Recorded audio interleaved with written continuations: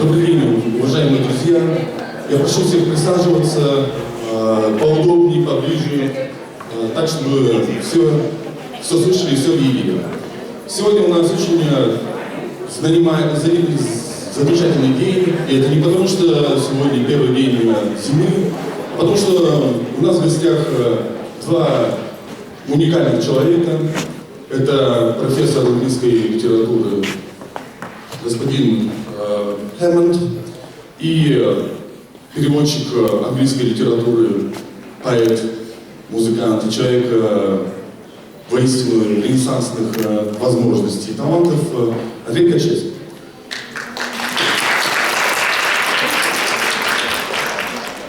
Сегодня мы таким образом решили отметить открытие Шекспировского центра в Московском гуманитарном университете, которое состоялось 2 ноября формально. А сегодня мы имеем возможность открыть его с таким академическим, несколько праздничным мероприятием. Профессор Хэммонд, человек, который за свою жизнь провел очень много времени в разных архивах, в поисках почти что уникальных документов. И прежде всего его одним из самых важных открытий была пьеса которую можно перевести как «Двойное вероломство». Это текст, который был переработан в 19 веке, и господин Хэммонд вам расскажет уникальные детективные почти истории по поводу того, как он обнаружил этот текст, как он вычленял, собственно, шекспировский текст из переработки 19 века. Господин Хэммонд родился в прекрасном портовом шотландском городе Глазго, получил образование в университете Глазго и Оксфорде. Свою жизнь он преподавал английскую литературу со времен Шекспира и его современников и до наших дней. Таким образом, чтобы не тратить время на всевозможные вводные части, я с удовольствием передам слово господину Хэммонду. Please welcome Mr. Professor Hammond. Перевод на русский язык вышел буквально недавно, сегодня он будет буквально через час представлен на выставке Non-Fiction, поэтому всем рекомендую читать этот перевод в исполнении господина Корчевского.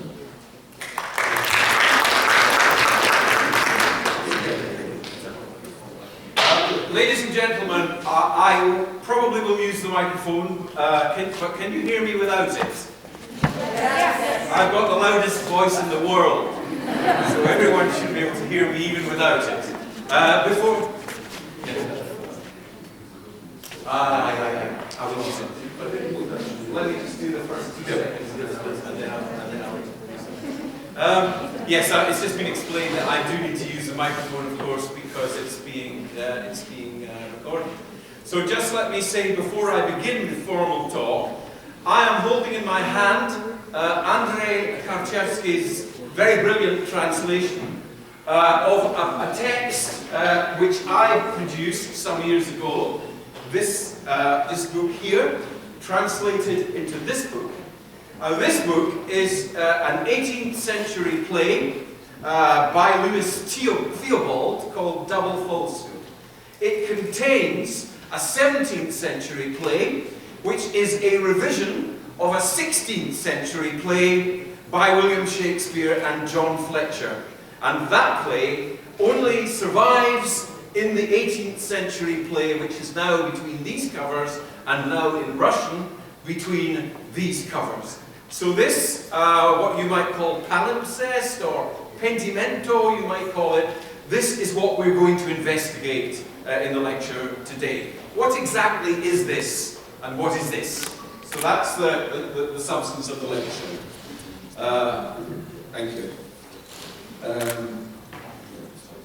So, let me say something first of all about the William Shakespeare that we know today. Sometimes people think of William Shakespeare as a genius, a solitary figure, sitting in an attic somewhere and making dramatic and literary masterpieces. But increasingly, people are coming to think of Shakespeare differently.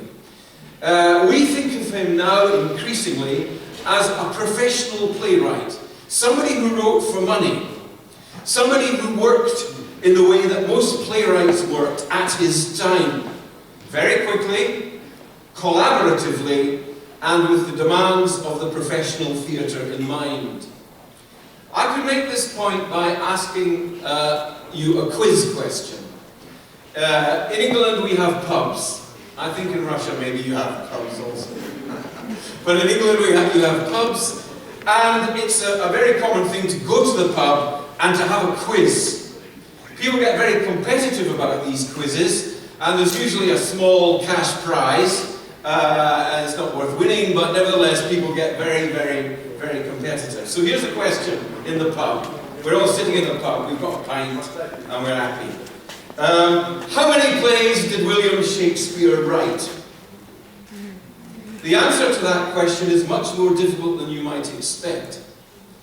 If you look at the first folio, this is the collection of plays that was first created in 1623, 7 years after Shakespeare's death.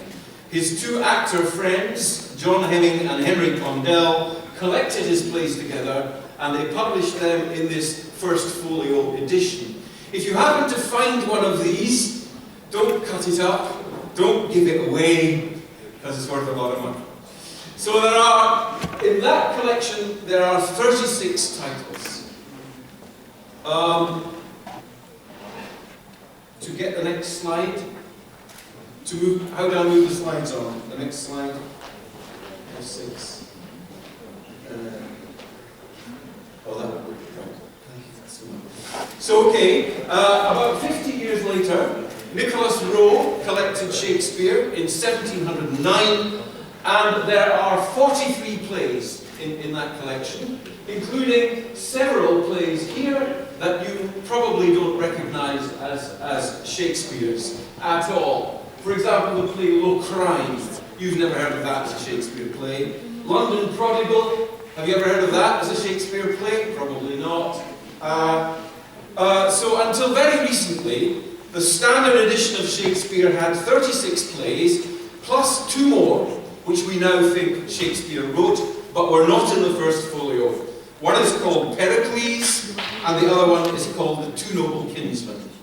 Both of these plays were written with other people. Pericles with George Wilkins, and The Two Noble Kinsmen with John Fletcher, a man that we're going to come back to in this lecture. However, if we move on to the year 2017, and take a look at the new Oxford Shakespeare, published this year, you will find that it lists 45 plays. We've got to 45 now, and some of these, again, are very unfamiliar. Arden of Faversham, Edward III, Sir Thomas More. These are all plays which we now think Shakespeare had at least a hand in, though he probably didn't write all of any of them. This here is a page from the play Sir Thomas More. And it's sometimes called Hand D, because in that play there are more than 4 writers. 5 people collaborated to write this play. But this, we think, is the only surviving example of William Shakespeare's handwriting, apart from signatures on documents. And we think that because of the formation of the P's, the letter P in this in particular. So we believe then that Shakespeare wrote some part of Sir Thomas More. And it so happens that that play has the only surviving example of Shakespeare's handwriting. So what you're getting from me, I hope, is a sense that Shakespeare, unlike the way he was seen in the Romantic period, is not a solitary genius sitting up there in lonely splendor creating masterpieces. He is a writer with other writers collaborating for the Elizabethan and Jacobean stage. And if you look at the New Oxford 2017 edition, you also find that Shakespeare revised a number of his plays. It's often thought that Shakespeare was a one-take man, to put it in film terms. He did it all in one take. He sat down and he wrote King Lear and there it was.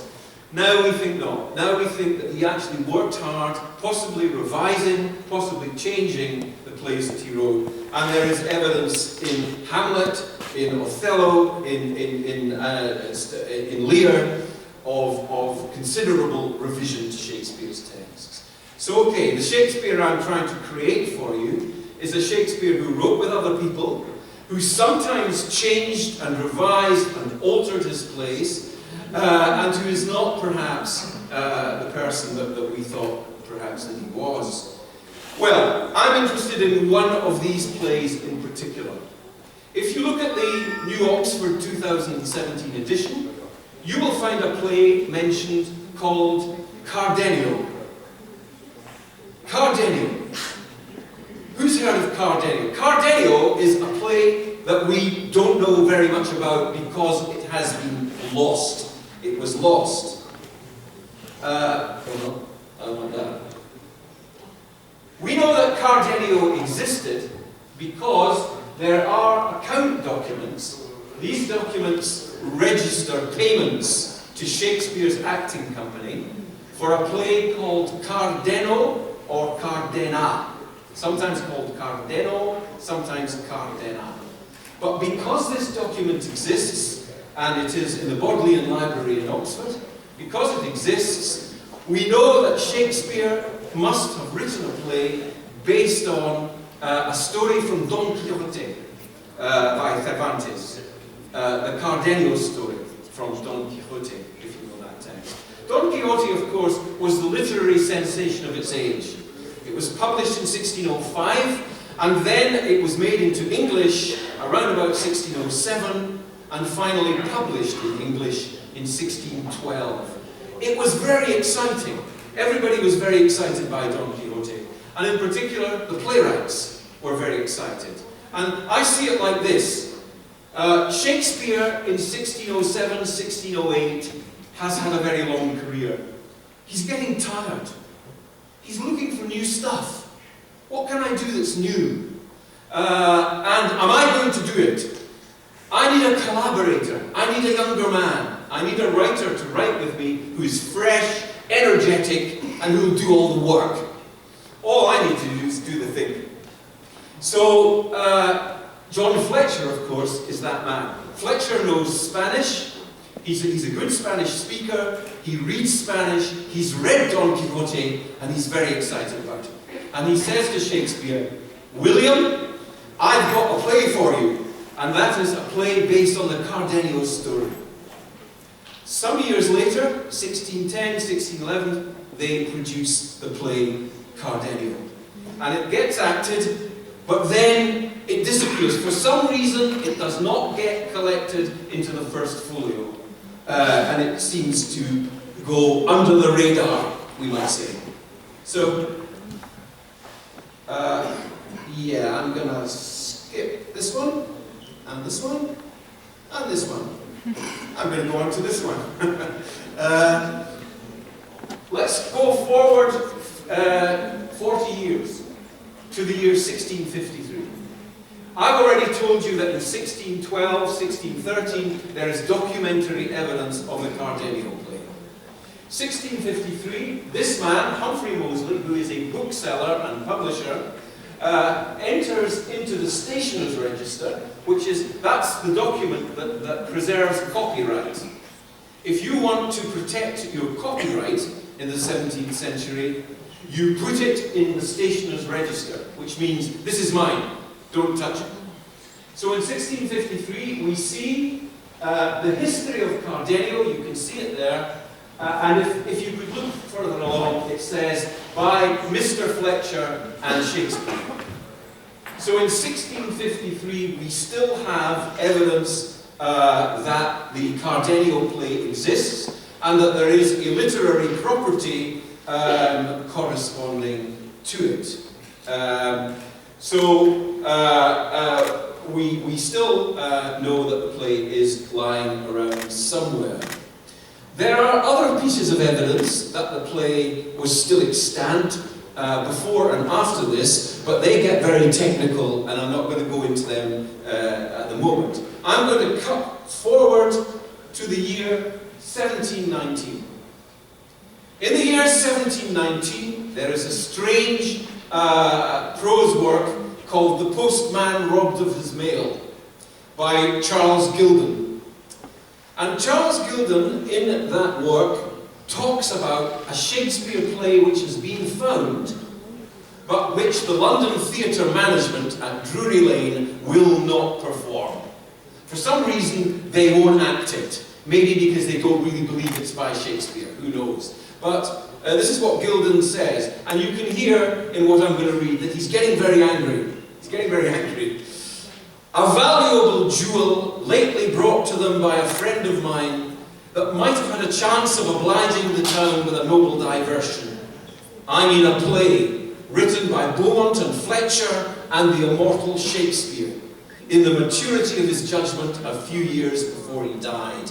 A piece so excellent that a gentleman who is allowed a master of the stage tells me that after reading it 7 times, it pleased and transported him, and that it's far beyond any of the college poets and inferior to few of the other poets which are in print. There is infallible proof that the copy is genuine, yet this rarity, this noble piece of antiquity, cannot make its way to the stage, because a person that is concerned in it is a person who, of all persons, Mr. Cibber does not approve. Mr. Cibber is the manager of Drury Lane Theatre, and he is suppressing the play. He won't perform it. And Gildon is furious. They have a Shakespeare play, a new one, and Drury Lane won't perform it. So, at the same time, 1718, 1719, there is evidence that the Humphrey Moseley copyrights were sold again to the main Shakespeare publisher of the 18th century, Jacob Tonson. This is a document which is a purchase document, and again you can see up at the top the history of Cardenio by Fletcher and Shakespeare. And this is the year 1718. So in 1718, it seems reasonable to suppose that the play was still around, that Jacob Tonson bought the copyright to it from Moseley, and that Charles Gildon knew that that play existed and wished to have it performed. So, cut forward to 1727. Let's go 10 years on. 10 years on, the Shakespearean scholar Louis Theobald says, I have a new play by Shakespeare. I have it in my hand. And by this time, the Drury Lane Theatre are prepared to perform it. They've become convinced that Theobald is telling the truth, that he has a Shakespeare play. Theobald publishes, the play is acted, the play is successful, everybody enjoys it, the word of mouth is very positive, and so Theobald rushes into print. This is a royal license. This is at the beginning of the published edition, and it says that King George believes that this is a literary jewel, a literary rarity that Theobald has found. Now, Theobald is a lawyer. If he has forged a play, is he going to get the king? Is he going to get the king's license behind it? Well, that could be dangerous. I don't think he's going to do that. I think he's not as stupid as that. So, here's the play, here's its title page, Double Falsehood or the Distressed Lovers. A play as it is acted in the Theatre Royal in Drury Lane, written originally by W. Shakespeare, and now revised and adapted to the stage by Mr. Theobald. Then we have a motto from Virgil, a Latin motto, and that says, What none of the gods would have dared promise to your prayers, see, rolling time has brought unasked. In other words, he gets Virgil to say that the gods have given us a gift. We have a gift from the gods. And this is a new play by William Shakespeare, adapted by Theobald. Well, Theobald goes on to tell us a little bit about the play. He writes a preface, and he says, one of the manuscript copies which I have is above 60 years standing, 60 years old, in the handwriting of Mr. Downes, the famous old prompter, and as I am credibly informed, was early in the possession of the celebrated Mr. Betterton, and by him designed to have been ushered into the world. Here Tybalt is telling us that he's got several copies of this, manuscript copies. One of them is 60 years old, he says. He says it's in the handwriting of John Downes, who really existed, and that it was owned by the celebrated Shakespeare actor Thomas Betterton. So he's giving us its credentials. He's showing us its provenance. He's saying to people, don't think this is fake, because it isn't. I've got manuscripts, and they come from Betterton, the famous Shakespeare actor himself. He goes on to tell us that Shakespeare wrote the play at a very late stage in his life, just as he was going to retire, and he wrote it as a gift for his natural daughter, i.e. bastard daughter. Now, did Shakespeare have a bastard daughter? Shakespeare scholars will tell us, of course he didn't. He had two daughters, but they were both legitimate, and he did not have a third daughter. However, Nicholas Rowe, in his account of the life of William Shakespeare, tells us that Shakespeare had 3 daughters. He doesn't talk any further about it, but he tells us that Shakespeare had 3 daughters. So, maybe it's not so stupid. Maybe people always laugh at this, that Shakespeare had a natural daughter. Maybe he did. Anyway, he goes on to talk about the other copies that he possesses, and things go quite well for him initially, but soon after the publication of the book, people start to get suspicious. And in particular, the famous English poet Alexander Pope begins to ridicule this. He says, it's ridiculous. It's a ridiculous play, and it's not by Shakespeare, and Theobald has forged it, and nobody should believe Theobald anyway. And gradually, the whole thing begins to become an embarrassment to Theobald. Not because he's forged it, but because he begins to believe that it is not by Shakespeare alone. It is probably by Shakespeare written collaboratively with John Fletcher. And once Theobald begins to feel that that is the case, he begins to feel less sure. And he starts to retreat. He sells the copyright of the play on, and he stops mentioning it. When he publishes his complete edition of Shakespeare in 1734, he does not include the double falsehood. So double falsehood becomes something of a curiosity, a curio. Scholars don't really mention it much in the 19th century. In the 20th century, people start to get a little bit interested in it, but on the whole, they just think, well, this is just an odd thing, we don't really understand this, and we don't believe that Shakespeare is in it. So in the 1980s, I started to work on Alexander Pope, and I became fascinated by Alexander Pope's account of this play in a famous poem that he wrote called the Dunciad. The Dunciad is a poem that makes fun of Louis Theobald. Instead of the Iliad, it's the Dunciad. The hero is a dunce, an idiot, and that hero is Louis Theobald. So that poem makes a mockery of Theobald, but Pope is clearly very interested in double falsehood.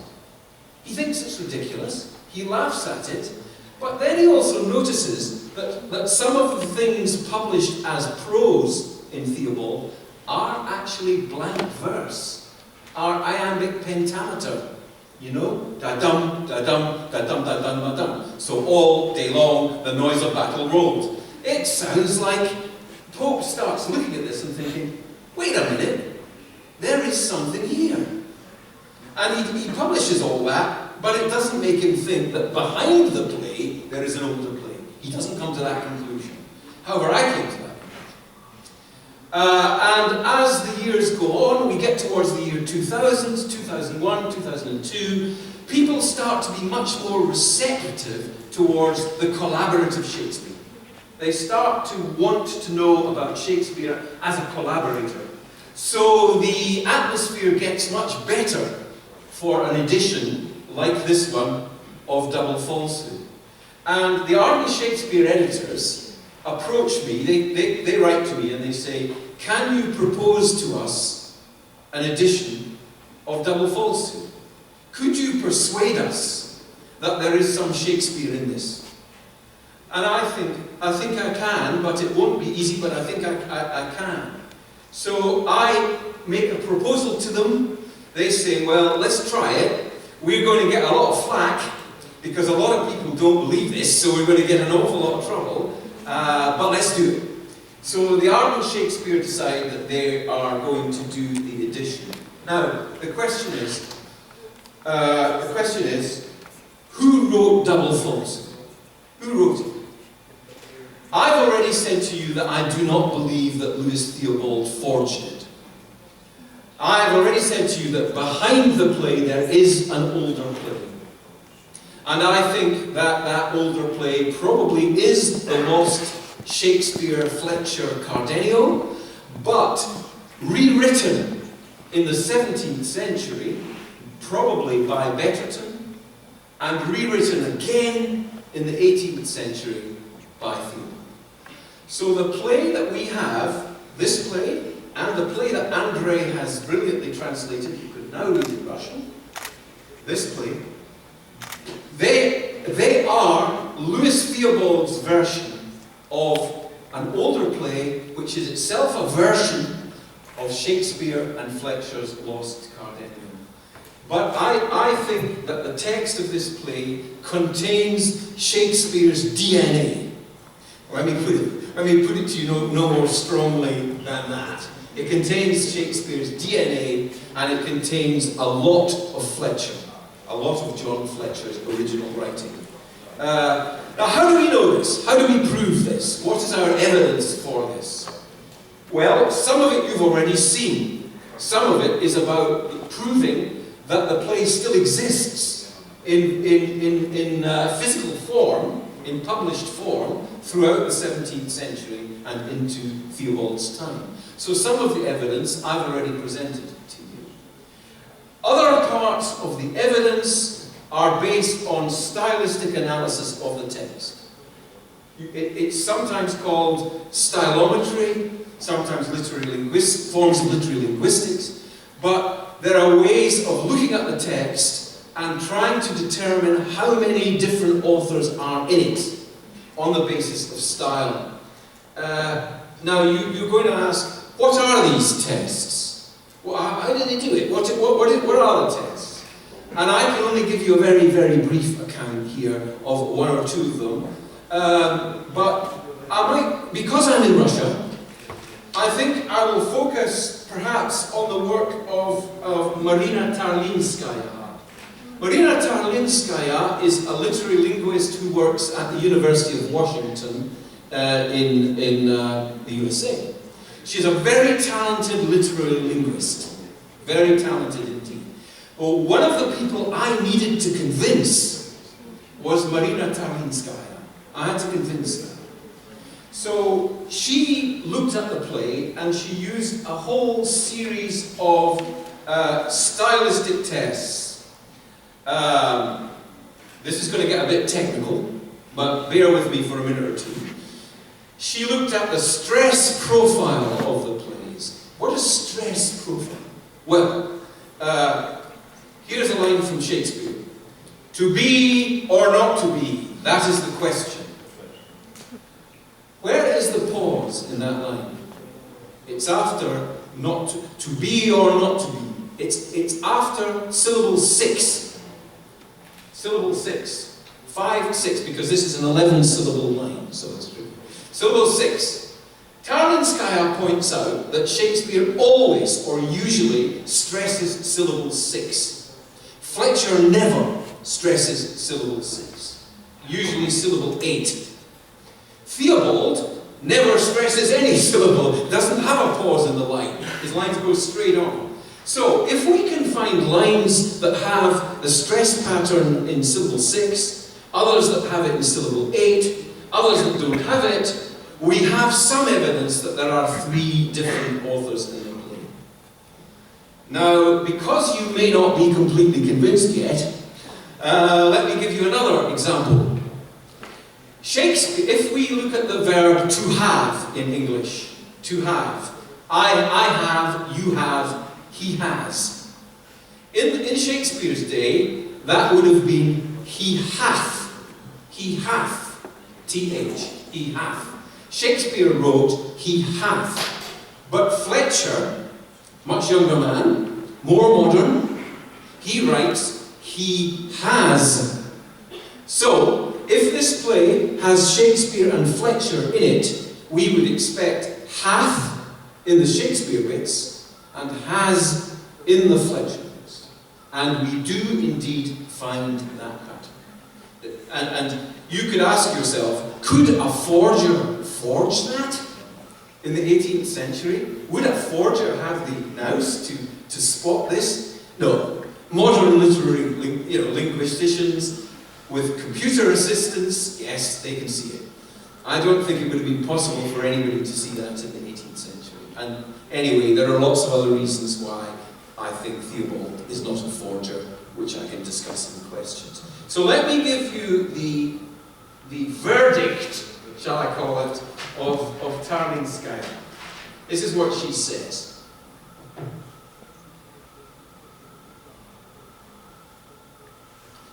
Versification analyses have confirmed that double falsehood contains few traces of Shakespeare's verse, but numerous signs of Fletcher's. Theobald did indeed use a 17th century early Jacobean text, and he adjusted its metrical style to the 18th century tastes. If it were a modern pastiche or counterfeit Shakespeare, its author would have implanted signs of later Shakespeare evenly throughout the text. The play would not contain scenes that resemble Fletcher. Enclitic phrases, heavy feminine endings, that's an interesting thing, feminine endings, and disyllabic I-O-N in Fletcher scenes would be too much to expect from a hoaxer. Okay, it's not the Holy Grail, because she finds just a few traces of Shakespeare's text. However, other stylisticians, using different tests from hers, have found much more Shakespeare in the play, particularly in Act 1 and 2. So, here's the scene then. Shakespeare's getting tired, as I told you. He's thinking about retiring. He gets John Fletcher on board. He says, John, have you got a story for me? John says, I've got a great story for you. Cardenio from Double Falsehood. Let's write a play together. Good. I'll write the first bit. I'll get it started. I'll write Act 1 and Act 2. You do the rest, John, because you're much better at plots than I am. And let's make it a good story, exciting, lots of interesting things happening. Let's make it a tragicomedy, because Shakespeare is by now interested in tragicomedy. And by that I mean plays that are not purely tragic and are not purely comic. Plays that have a mixed effect.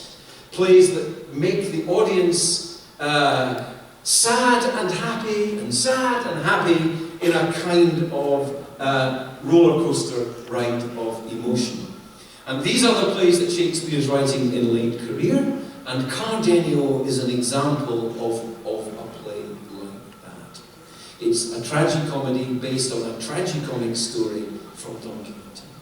And so you have at least had a very small taste of the kind of discussion and evidence that the play provokes. Not everybody agrees with me, of course. I've had a fair bit of criticism from people, but this is a big country and we're big men, so that's fine.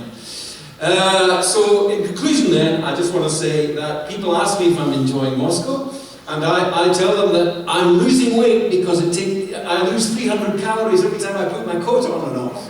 It's a great place to lose weight, I find.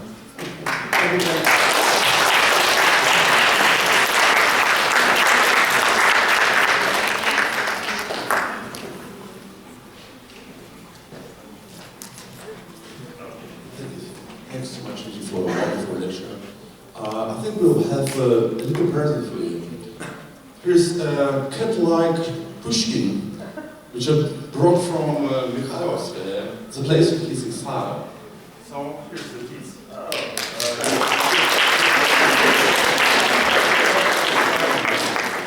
Поскольку у нас очень напряженный график, мы решили, что вопросы будут после еще нескольких очень важных и интересных выступлений.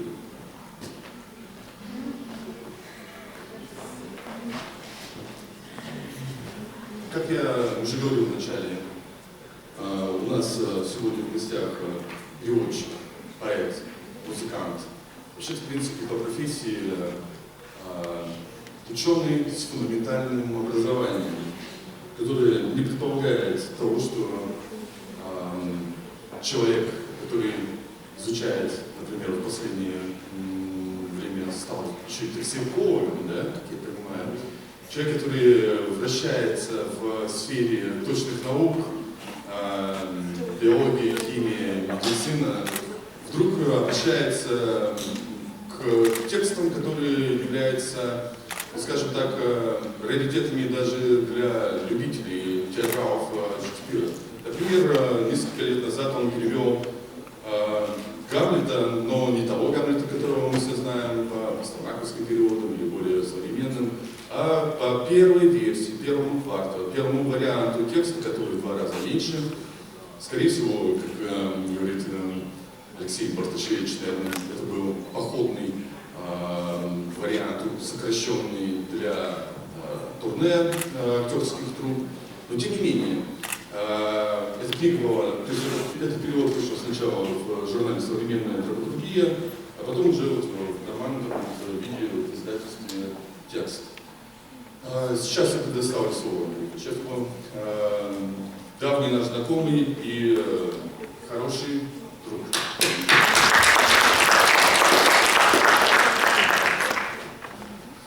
Я хочу начать с моей глубокой благодарности Николаю Владимировичу Захарову. Он всегда делает фантастические, так сказать, события организовывает.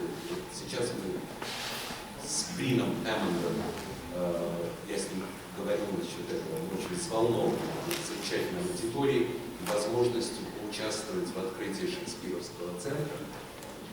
Что же касается меня лично, то я, поверьте мне, пожалуйста, я не преувеличиваю, я каждый раз испытываю смущение, когда я попадаю в профессиональную среду. Я не знаю, каким образом я сюда к вам записался, потому что я математик по образованию, по кандидатской диссертации. Я биолог, и вот, как Николай Владимирович сказал, токсиколог по профессии. Я живу в Соединенных Штатах Америки. Но вот так получилось просто, что я, так сказать, живу возможностью сохранять связи с Россией. И вот эти связи, это связи через литературу, через театр. То, что я всегда любил больше всего. Мне просто повезло, что как бы, в мои руки попали эти несколько текстов, и так получилось, что я попытался подготовить мои очень скромнейшие варианты перевода.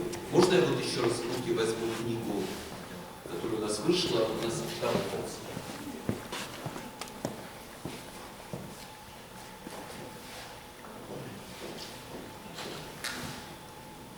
И я горжусь, что появилась вот эта книга.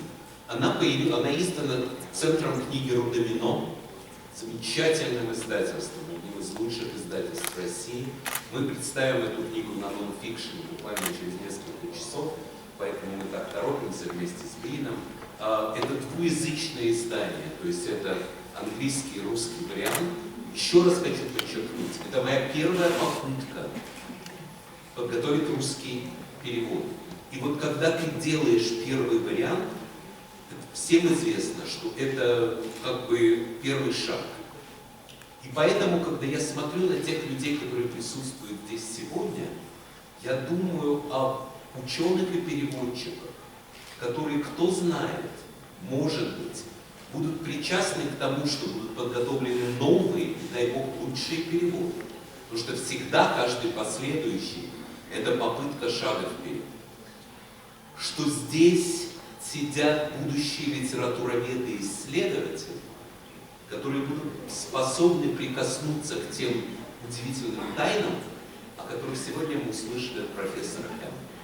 И тайны заключаются в том, что Шекспир, будучи универсальным общечеловеческим классиком, все равно остается загадкой, все равно в его наследии существуют пробелы, о которых мы знаем, что они существовали и существуют, но мы не знаем, будут ли они в действительности найдены и каким образом, так сказать, найти отголоски и отражение этих работ в том, что нам доступно для исследования. «Двойное вероломство», которое мы издали при поддержке агентства по печати Российской Федерации, это в русском переводе, в билингвальном издании. Интересно, с моей точки зрения, в первую очередь тем, что это единственное на сегодняшний день свидетельство возможного, так сказать, тех возможных отголосков, тех возможных теней, которые остались от пьесы Шекспира, которая была потеряна. От той самой истории Карденио, о которой сегодня Брин говорит. И вот это интересно. Главное, что мы практически уверены, что история Карденио существовала. И снова я хочу подчеркнуть, может быть, через 30-40 лет нам удастся найти больше материала, и нам удастся увидеть и потом уже сравнить, что осталось в редакции Льюиса Теобальда. И вот как написано на обложке этой книги, написано «Двойное вероломство. Потерянная пьеса Уильяма Шекспира и Джона Флетчера под редакцией Льюиса Теобальда». Вот я думаю, это лучшая формулировка на сегодняшний день. Если здесь Шекспир, его величие, его поэтический блеск, наверное, чувствуется очень отдаленно. Это все-таки проще, и тем не менее, вот еще раз хочу сказать, некие тени, некая ДНК, как Брин сказал, наверное, все-таки здесь присутствует. Если двойное вероломство в действительности некая переработка или адаптация истории Карденио, то это единственное существующее свидетельство заочного сотрудничества Шекспира и Сервантеса. Вот это уже что-то, так сказать, запредельное, потому что здесь уже начинают пересекаться настолько разные культуры, разные слои. И это очень интересно. Конечно, мне было безумно интересно работать над этим текстом. Ну и в частности, а почему я этим занимаюсь? Ну, просто безумно интересно. Вот подумайте об этом. И опять же, я очень надеюсь, что кто-то из вас впоследствии будет заниматься подобными вещами. Есть еще очень много вот этих сомнительных шекспировских вещей, которые на русский язык до сих пор не переведены. Нужны ли русские переводы, если мы не уверены, что это Шекспир? Ну, конечно, нужны. Как сказал Алексей Барташевич о «Двойном вероломстве», вот мы с ним списывались, и Барташевич, вы знаете это имя, это человек, который, так сказать, стоял у истоков и фактически является одним из наиболее сильных шекспировских театроведов России. Барташевич сказал, да если даже там нет Шекспира вообще, но сама история вокруг этой пьесы настолько уникальна и интересна, что, конечно, это представляет собой исключительную важность, чтобы Россия получила свой первый русский вариант этой пьесы. Конечно, очень многие в России могут читать английский текст, и это очень здорово и замечательно. Но вот очень хорошо, что у нас теперь есть какой-то, так сказать, и в русском Шекспире добавилась вот эта странная, необычная а вместе с тем очень даже интересное «Двойное вероломство». История о том, как главный герой оставил свою возлюбленную на попечение близкого друга. А что потом получается, когда ты оставляешь возлюбленную на попечение близкого друга? Как раз вот здесь в «Двойном вероломстве» это и есть. А вот теперь спасибо вам большое.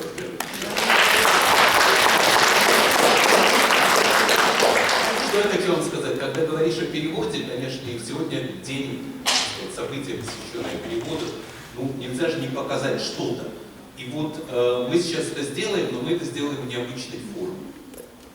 В это короткое время мы решили показать вам несколько музыкальных отрывков.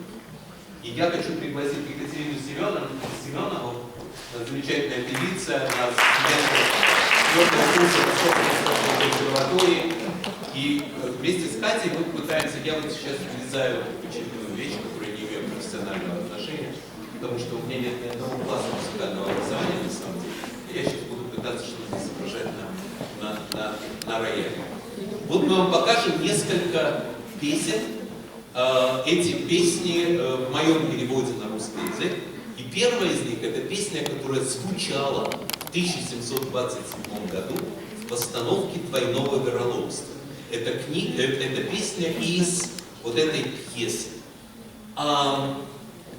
Практически известно, что вот этот текст, он написан не Шекспиром и не Флетчером. Это вариант Льюиса Тиара, написанный специально для этой пьесы. Но это как раз вот тот отрывочек, который здесь можно найти, этот текст в этой книге. Называется он «Милое эхо».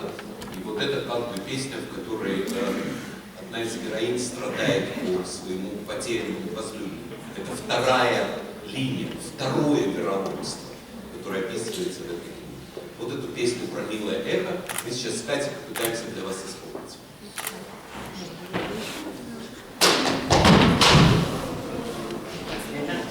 Я поэт.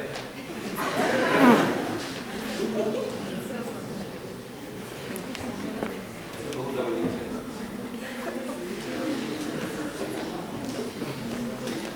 Очень драматично.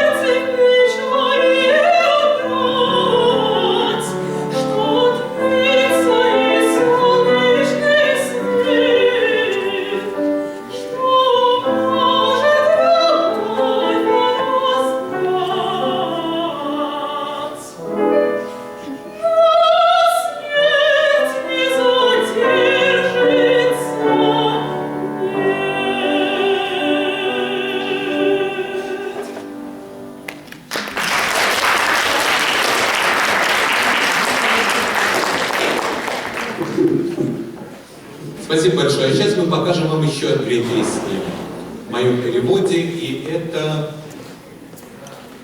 это будут две песни уже из совершенно другой пьесы. Это песни из Шекспировской «Бури». И музыка к этим песням написана Робертом Джонсоном, тем самым шекспировским композитором, который у нас упоминается в «Двойном вероломстве», потому что по архивам Роберта Джонсона фактически были найдены некоторые дополнительные свидетельства об истории Карденина, то есть самой изначальной пьесы, на основе которой было сделано «Двойное вероломство». И вот сейчас два новых перевода двух песен Ариэля, и они звучат с той оригинальной музыкой, которая звучала уже в шекспировских пьесах.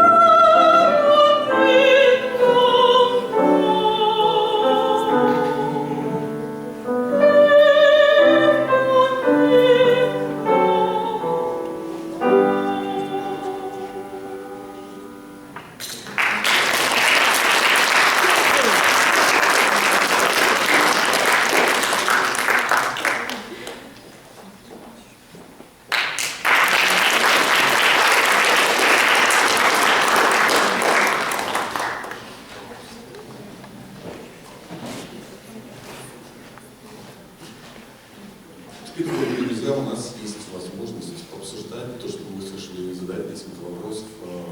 Поэтому те, кто за столом, у них есть возможность задать, нажав на кнопку у микрофона. А кто захочет задать вопрос с места, здесь есть еще один микрофон.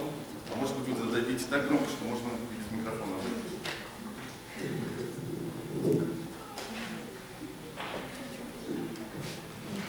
Так, кто у нас начинает?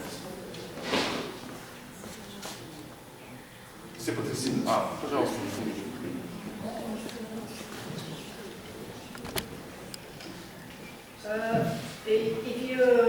If you allow, I would like to ask a question to the professor. I'm very impressed by your talk about Shakespeare, and I can see that you are very interested in his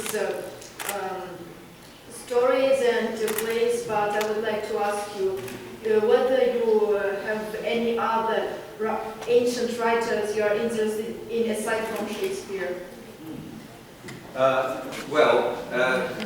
I guess my main interests are in the slightly later than Shakespeare. They're in the 18th century.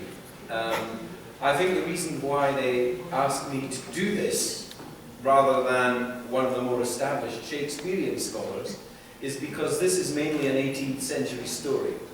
It's an 18th century story going backwards. So anyone who is competent to do this has to be an 18th century person first and a Shakespearean second, or a Renaissance person second. So a roundabout way of answering your question, but what I'm going to say is that I am now working on there is a complete Oxford University Press edition of the poems of Alexander Pope, and I'm doing a couple of the volumes of that. As far as more ancient writers are concerned, I've published now a lot on Cervantes. I've published a lot on the early history of the 18th century novel in England and how that owes a debt to Cervantes. So I'm popular in Spain because I have argued that Cervantes and Shakespeare were very closely linked, and therefore the Spaniards loved me. So last year I got invited to Spain a lot to talk about Cervantes, and I'm becoming more and more interested in that. So that's the answer.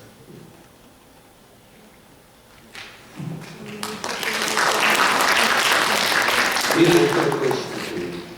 May I? Do you think that translations are important? So I understand the double philosophy translated to 2 languages, right? Or more. You can tell us the story. Why it's important? Generally, is it for theater? Is it for reading? Is it for something else? What is the operation? Well, translation to exist generally. To be honest, you'd be a better person to answer your own question. I want your vision. In this particular case, the story is Shakespeare. As journalists would say, there are 2 big stories: Shakespeare and the Beatles. Shakespeare is a big story wherever and if there is a story about some undiscovered pieces of Shakespeare, even if they are fragments, even if they are deeply embedded in other things, as in this case, the world is going to be interested. It's therefore important that people should have the opportunity, although in this case the translation makes it more difficult for them, I think they need to have the opportunity to assess what kind of an addition to the Shakespeare canon this is. And so this is perhaps not a general case of translation. The more general question about the importance of translation is one that you're very skilled in answering. So, but I think in this case, it is the Shakespeare story really that generates the translations.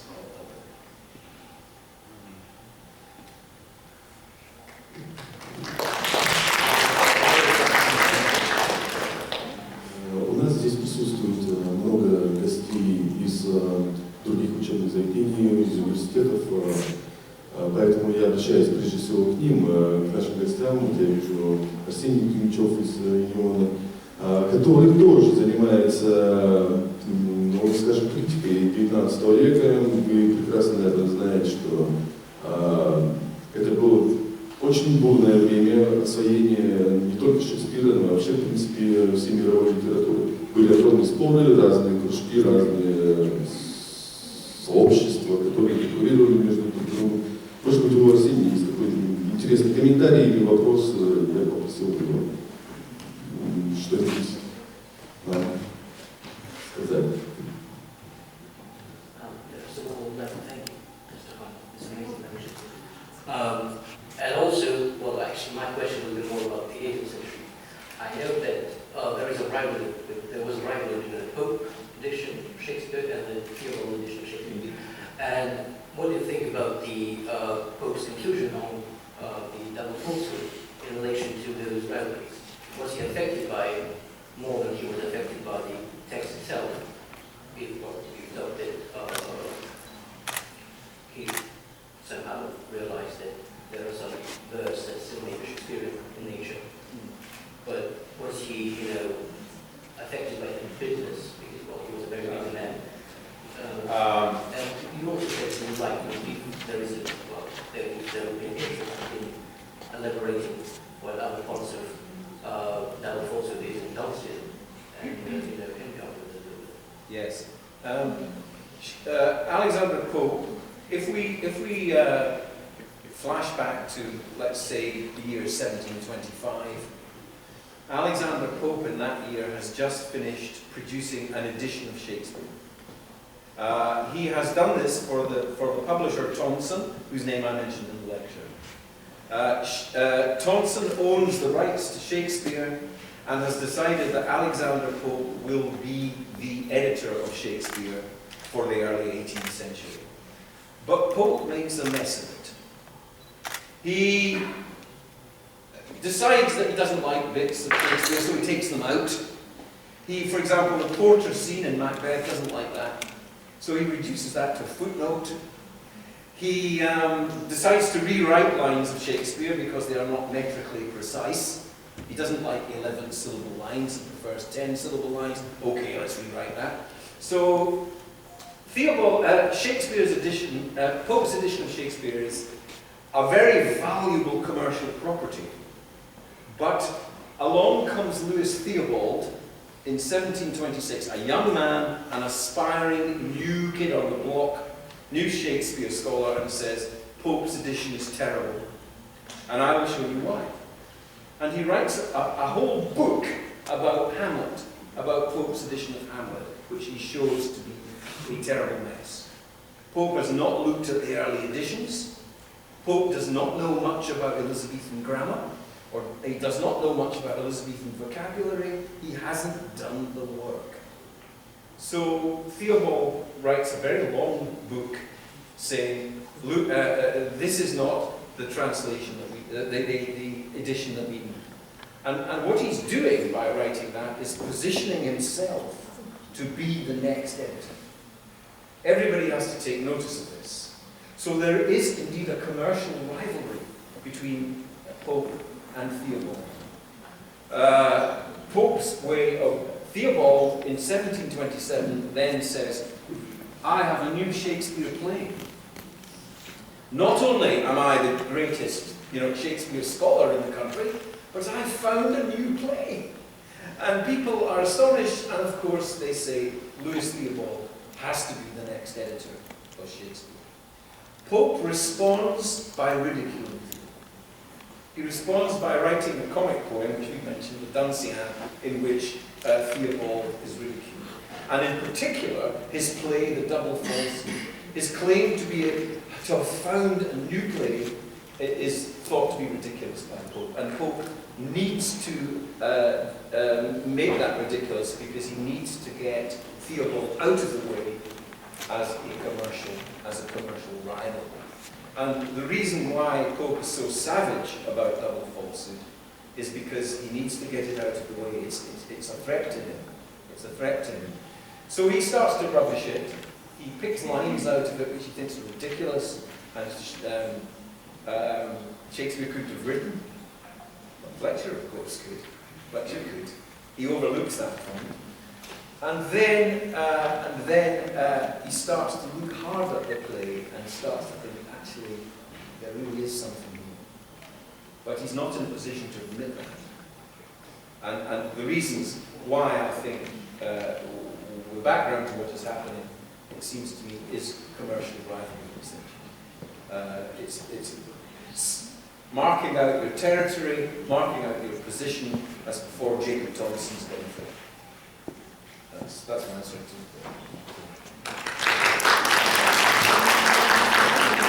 Можно сказать, еще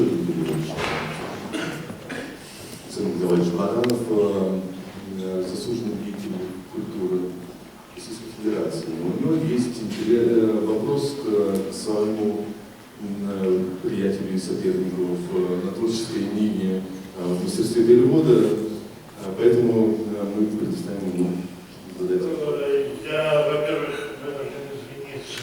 Дело в том, что я не слышал выступления Корчевского. Мне вот случайно позвонили с работы, лаборант проявил большую непонятливость, забыл, что я ему поручил, и очень долго расспрашивал. Я вам вопрос, Эля. Долго я вас не прошу, это неудобно. Вопрос у меня к вам очень простой. Если ответа не знаете, может быть, кто-нибудь другой сможет ответить. Где продается ваш перевод? Я думаю, это будет полезно знать всем присутствующим. «Двойное вероломство», как бы изданное центром Влюбленных, насколько я знаю, во-первых, оно будет продаваться сегодня на нон-фикшн. Где? Центральном художник. Более того, она будет презентована сегодня там, поэтому немножко торопились, что в 2 часа у нас начинается презентация на нон-фикшн. Там она продается на стенде центра книги Рубина. А она точно есть в интернете, насколько я понимаю. Где конкретно продают они, в каких из магазинов? Я надеюсь, что я хотел зайти в библиоблог, посмотреть, если она там. Вот. Но спасибо за вопрос, это вопрос серьезный, интересный. Я думаю, что ценность этой книги состоит, возможно, не сколько в моей части, сколько в том, что там можно смотреть на оригинал, смотреть на все предисловия, которые подготовлены, прочесть предисловие профессора Хэммонда, специально написанное к первому русскому изданию, прочесть все, что мы постарались перевести, включая титульный лист первого издания «Двойного вероломства», изданного Льюисом Теобальным, и посмотреть, какие мы там сделали ошибки и сделали. Можно много интересного посмотреть, потому что это первый эксперимент, готовившийся достаточно короткое время. Все это было сделано в течение 1 года с замысла и до времени. Так что, я с большой радостью бы подарил, но, по-моему, у меня уже остался последний экземпляр, который обещан. Вот. А в следующий раз приеду, наверное, с большим количеством экземпляров. Кстати, мы собирались, центр книги Рудомино собирался продавать здесь, но у них нон-фикшн они не смогли. Так что спасибо. Будем ждать даты.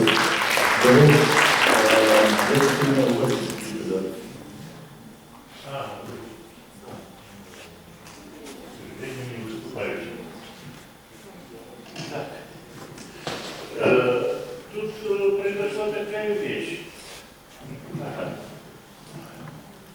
Есть в Орске, это на Южном Урале, не путать с Орском, который есть в Новосибирской области, это Орск, Оренбургской области. Есть там поэт, переводчик, шекспировед, журналист и еще много-много чего другого. Юрий Иосифович Липшиц, который вот уже четверть века переводит разные пьесы Шекспира, среди прочих своих занятий, а каких только занятий у него нет.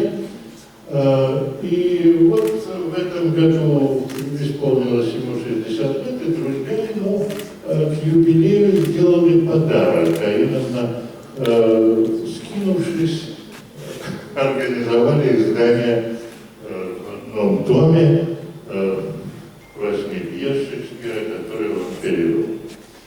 И он просил меня подарить этот том вновь образовавшемуся, как он называется, ваш Шекспировский центр.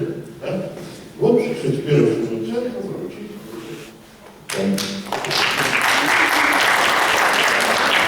Я хорошо знаком и с автором предисловия к этому изданию, с автором послесловия, как я понимаю, да. Ну и прежде всего, конечно же, с Юрием Липшицем.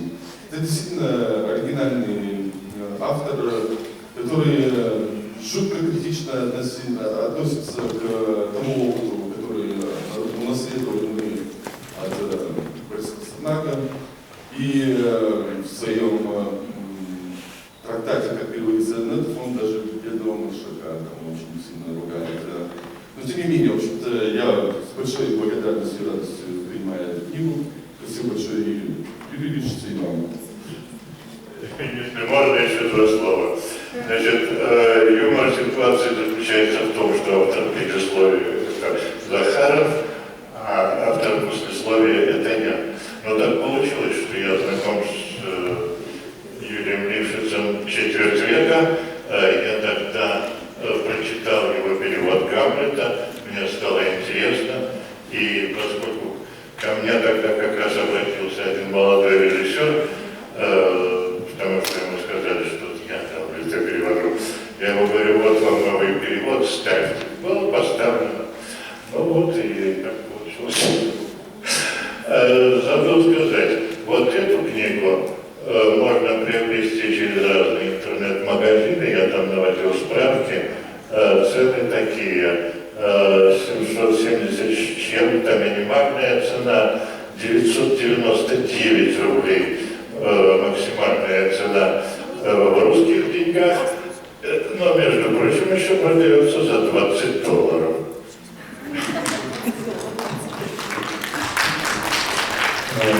Можете задавать любые вопросы. Есть вопросы, да, пожалуйста. Good afternoon, Mr. Hammond. I'm a fourth-year student of International Relations Department, and I wanted to talk a bit about politics. Okay. So, as we already know, there was a Brexit referendum last year. Yes. And if you took part, so it means that you voted. And if you were asked to vote 1 year later, today again, what would you do? Vote the same way or change your decision, and why? I would vote the same way. I voted to remain part of the European Union, and I would vote again to remain part of the European Union. It seems to me that the decision to go for Brexit is an act of national suicide.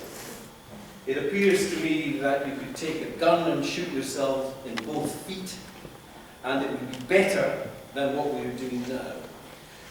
For me, it is inconceivable that our economic prosperity could be better outside of the trading bloc with which we do most of our trade. The idea that we can replace that trade with India or Brazil, just look at the geography. It is absolutely crazy. The idea is crazy. And the reasons why it has happened are probably more interesting than the phenomenon itself. People often say that the voting for Brexit has a lot in common with voting for Trump in America. And there is something to that analysis. You know, it needs to be qualified, but there is something in that. But certainly it seems to me that for our children's future, I've enjoyed a life of going to Europe. I like Europe. I can't see what's wrong with Europe. You know, people in European countries are very nice. People in this country are very nice. Why would one cut oneself off from travel and become an island stuck out in the middle of the North Sea? You can see that I feel quite passionate about the subject. Thank you for your question.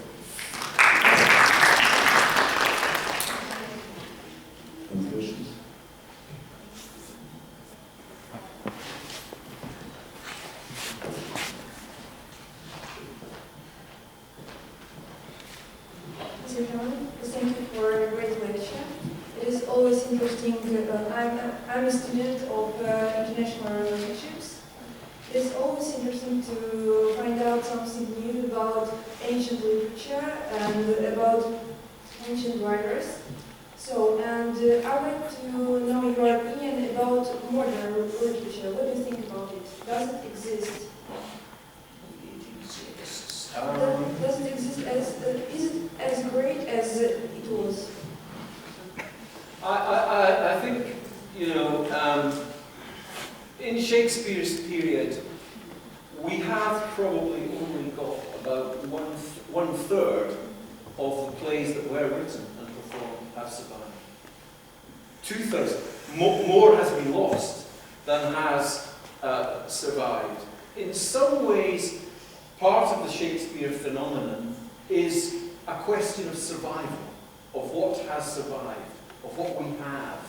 Shakespeare is a writer who seems to be able to be interpreted differently at different times, in different historical periods, in different cultures, and therefore I think that's a reason for calling him a great writer. We've got some 300 or 400 years of hindsight, so we can establish where Shakespeare is. Modern literature is going to take longer. It's going to take time for people to look back at it and see what stands the test of time, as it were. I think at the time when you read, take James Joyce's Ulysses, for example.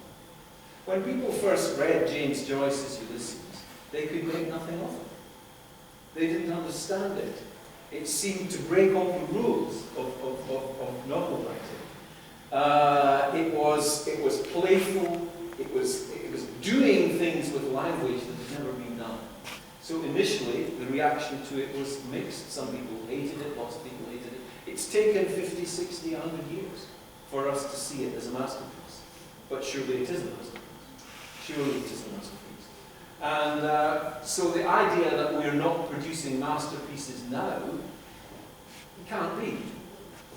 We must be producing masterpieces now, but we will see them in 50 years. We'll see them in 50 years' time. What do you think yourself? What do you think? I think that I agree with you that we appreciate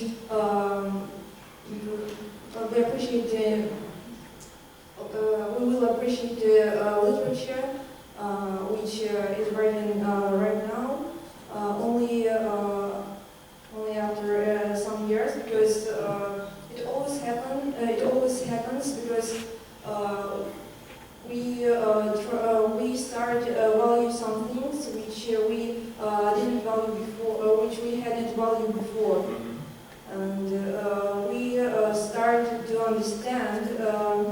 We started understanding that it was great and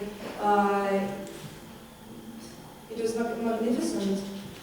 And when modern writers start making their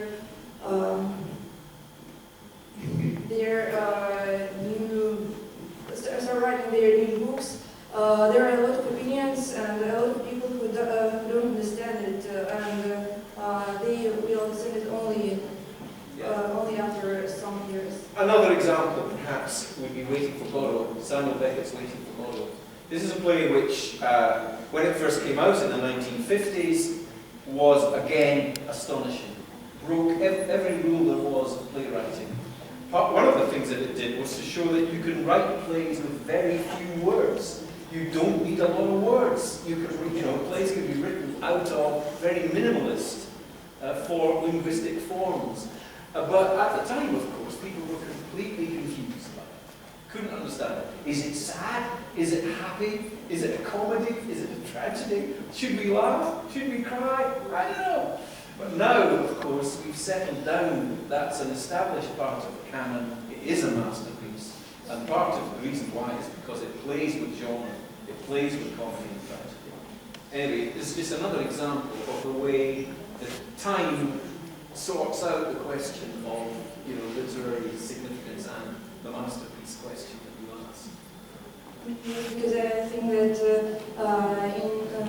because contemporaries of Shakespeare didn't, not all of them understood his poems. No, exactly. And it happens all the time. It depends on time and variety of opinions. Yes. Good, we've answered that one between us. Excellent. Thank you for the answer.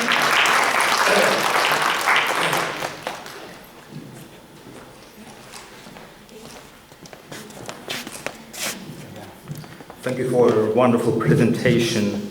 I've got a question to all of you. As far as I remember, Double Fault was staged in the 21st century twice or thrice. For instance, by Royal Shakespeare Company as Cardenio The Lost Shakespeare reimagined, and in New Jersey is Carbania Lost Shakespeare, something like that. So, in my opinion, directors, which in these cases refer to Shakespeare and Cervantes only, not Fletcher.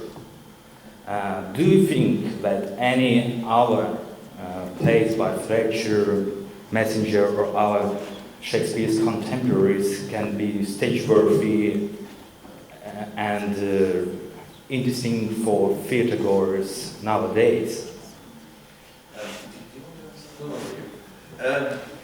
Oh, well, I mean, for example, to give one, Gary Taylor, the eminent Shakespeare scholar who is actually one of the main editors of the New Oxford Shakespeare, Gary Taylor, maybe 5 years ago, 6 years ago, published a massive edition of the plays of Thomas Middleton.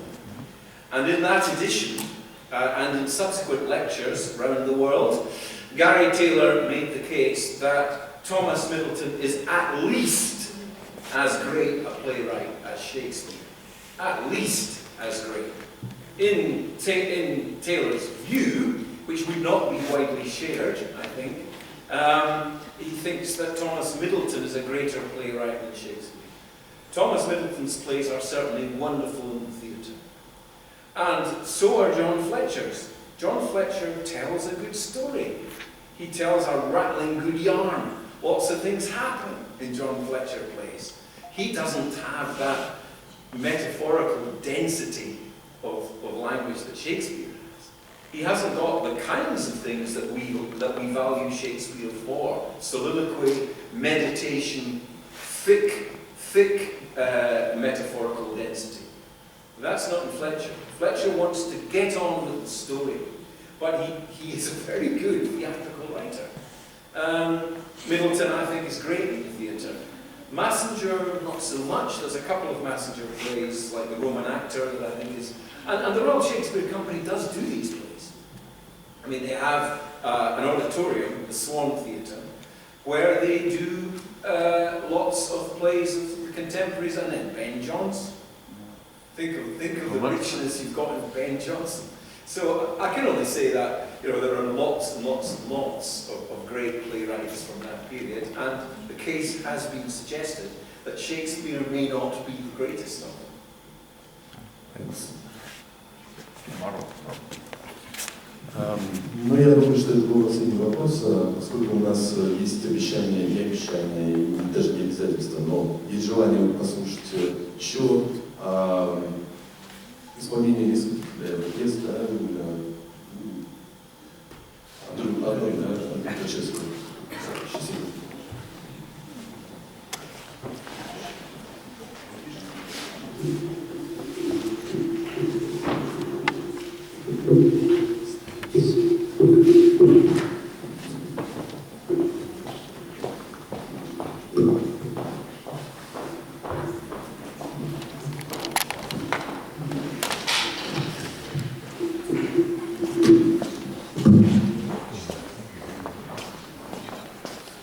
Спасибо большое.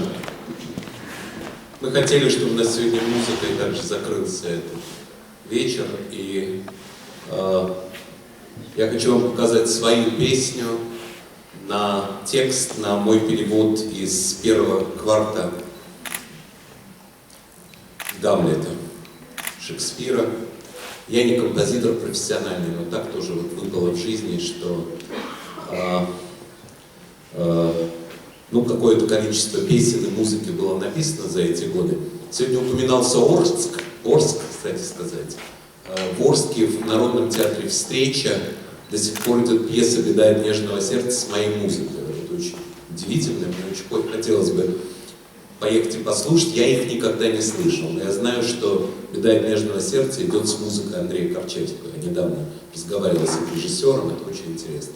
А начиналось это все в Павлодаре, где впервые была поставлена «Беда от нежного сердца» с моей музыкой. Ну а вот эта песня «Могильщиков», надеюсь, что это не будет слишком грустно для завершения вечера. Песня могильщика из Гамлета в моем переводе и с моей скромной музыкой.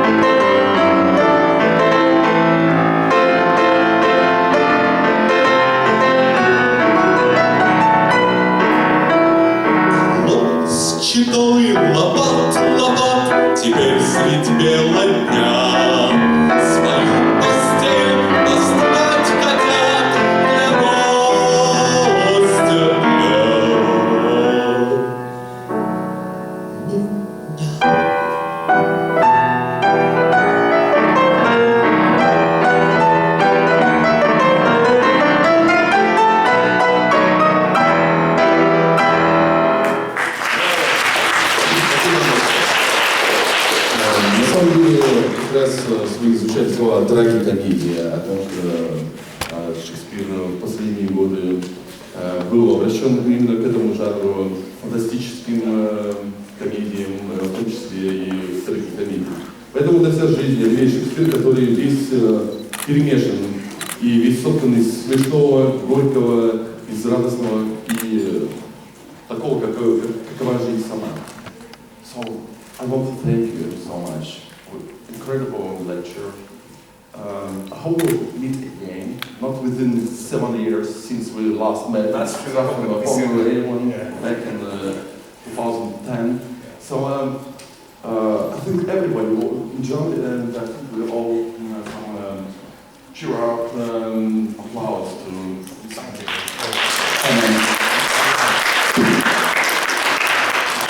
С своей стороны, поблагодарить всех присутствующих. Мне очень приятно, что здесь так много молодых профессоров лиц. Я думаю, что мы сможем нашим центром сделать такие встречи с замечательными людьми, регулярными, и будем приглашать вас, а вы приходите к нам. Спасибо всем.